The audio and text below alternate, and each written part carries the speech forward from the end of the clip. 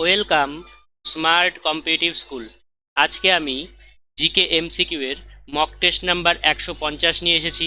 এর আগের পর্বগুলোতে আমি 1 থেকে 149 পর্যন্ত মক টেস্টগুলো কমপ্লিট করেছি। তোমরা যদি ভিডিওগুলিকে দেখে না থাকো তাহলে আমার প্লেলিস্ট থেকে সেই সমস্ত ভিডিওগুলিকে দেখে নেবে। তাহলে চলো আজকের যে নতুন প্রশ্নগুলো রয়েছে সেটা নিয়ে আলোচনা করা যাক। দেখো, প্রথম প্রশ্নটা কি বলেছে, যে এলিয়ট কাকে সুলতানি আমলের আকবর বলেছেন? Option A Iltutmish, option B Akbar, option C Firoz Shah Tughlaq, option D Alauddin Khilji. তাহলে এটার অ্যান্সার কি? এটার অ্যান্সার হচ্ছে ফিরোজ শাহ তুঘলক। ফিরোজ শাহ তুঘলককে সুলতানি আমলের আকবর বলা হয়েছে।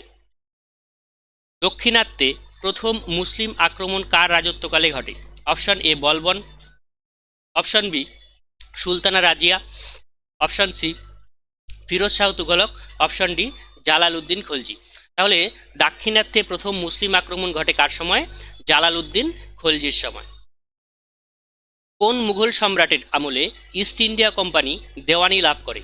অপশন এ দ্বিতীয় বাহাদুর শাহ, অপশন বি দ্বিতীয় শাহ আলম, অপশন সি ফারুক শিয়ার, অপশন ডি জাহাঙ্গীর। তাহলে ইস্ট ইন্ডিয়া কোম্পানি দেওয়ানি লাভ করে দ্বিতীয় শাহ আলমের সময়।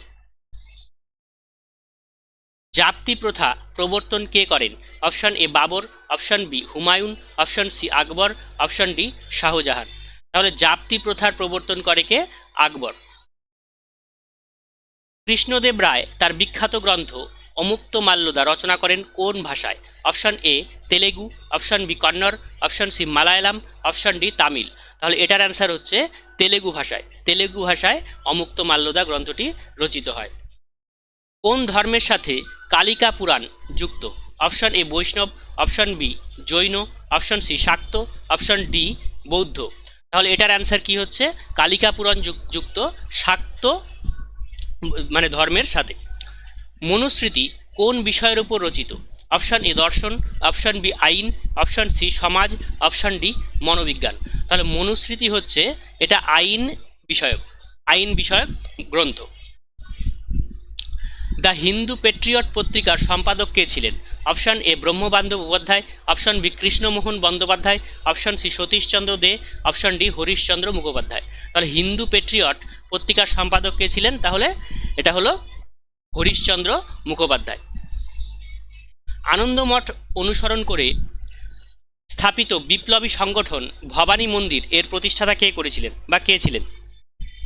Option A Surya Sen, option B Jatindranath Mukhopadhyay, option C Aurobindo Ghosh, option D Chittaranjan Das. তাহলে এটার অ্যান্সার হচ্ছে অরবিন্দ ঘোষ। আচ্ছা, অরবিন্দ ঘোষ রচিত একটি বইয়ের নাম তোমরা কমেন্ট বক্সে কমেন্ট করে জানাবে।